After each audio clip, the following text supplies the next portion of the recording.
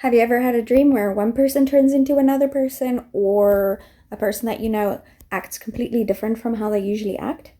I previously shared about demonic encounters that a friend and I have had, and I also shared some scripture about how the devil disguises himself as an angel of light.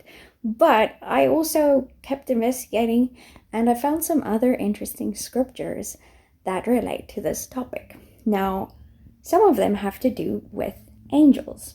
So, in the book of Acts, we actually have this encounter where Peter sees an angel, but he thinks he's in a dream. And sometimes in your dream, angels can come to you. And back in the day, it was so normal that Peter thought he was still in the dream when the angel appeared to him, but he was actually awake. He wasn't asleep. So we see that these things were very common with the early church. We also see that there's the verse in Hebrews 13 verse 2 where it says that we could be entertaining angels unawares. It could be when we're awake, we can meet people and we can not know that they're actually angels, but this can also happen in our dreams. And there are so many other possibilities with this. All throughout the scripture, there are things that appear one way, but are actually different. We look at the outward appearance, but God sees the heart.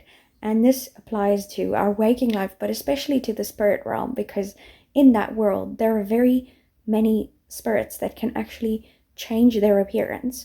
We also see that Jesus himself, especially after the resurrection, completely changes his appearance. Nobody recognizes him. Is it just because they thought he was dead?